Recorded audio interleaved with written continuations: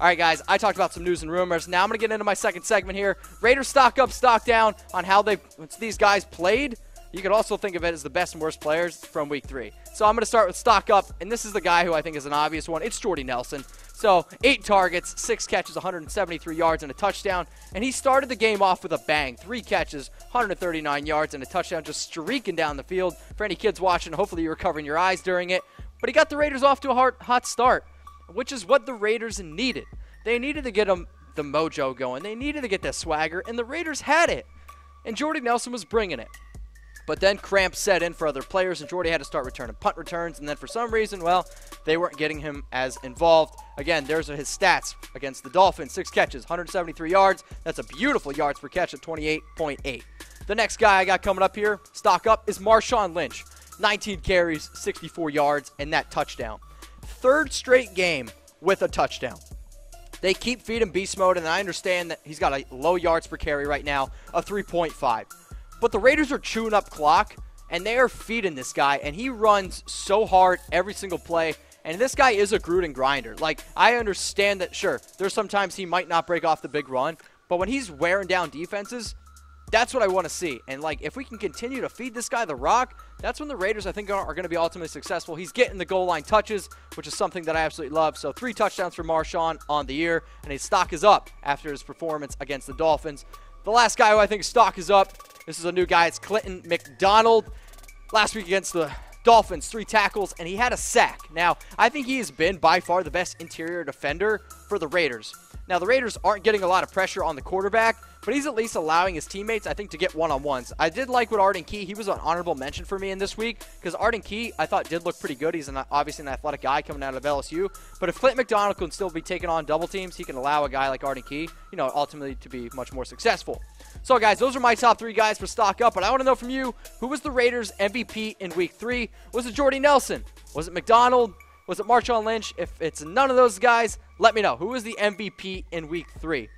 My MVP is Tavour because, guys, I love craft beer. And if you guys follow me on Instagram at MitchellRenz365, you guys are going to know that I post a shit ton of pictures on me drinking craft beer because I absolutely love it. And with Tavour, I can get rare craft beers delivered right to my door. And if you guys want craft beers delivered to you, what you need to do is you need to go to Tavour.com and use that promo code ChatSports for $10 off your very first purchase. And let me remind you, sign up is for free. You can't beat that. All right, now we're going to go to some stock downs. We got to meld this out a little bit. It's Derek Carr. Yeah, I know. Shocker, right? 345 yards, the touchdown, the 2 picks, costly interception, which is really what hurt us, right? So we threw that really, really bad one in the end zone, which I think totally took the sails out of the Raiders, and that's kind of when I was like, yep, another L ticket coming here for Oakland. But Derek Carr's played well for the first 3 quarters, but you're not paying a guy like Derek Carr to only play well the first 3 quarters. You're paying him to be clutch. You're paying him to be a solid guy in the 4th quarter, and he's just not getting it done. He's playing scared. I want to see Derek Carr from 2016 because that dude was legit. He was an MVP candidate. The 27-39, like the guy's up around 75% completion percentage, 345 yards, averaging over 300 yards a game. The guy's been great. Just let's limit the interceptions. Please, Derek. Please, please, please. I don't want to have to keep putting you on stock down. Next stock down, I think you got to look at the head coach. It's got to be Jon Gruden. So the Raiders blow another 4th quarter lead. That's 2 weeks in a row. That shit can't happen. It's been poor play calling at the end of the game, which I think has really hurt them. They come out firing on all cylinders the first 2 quarters. And then it's nothing. Like, nothing. Like, I don't understand why we're getting away from what was working so well. To me, that was really frustrating. And then maybe the most frustrating play call I saw. Now, Keith Smith's a good fullback. I'm not going to take anything away from Keith Smith. But Marshawn Lynch has got 3 rushing touchdowns, and for some reason, maybe Pete Carroll and Jon Gruden, they're talking, people are giving Marshawn Lynch the ball at the 1-yard line. Marshawn has proven on almost every single rush attempt this year that he finds his way to get in the end zone. So 4th and 1, game on the line, essentially. You're going to do a fullback dive with Keith Smith? This isn't Madden. Give it to Marshawn, John. God, grinding my gears. All right, next stock down.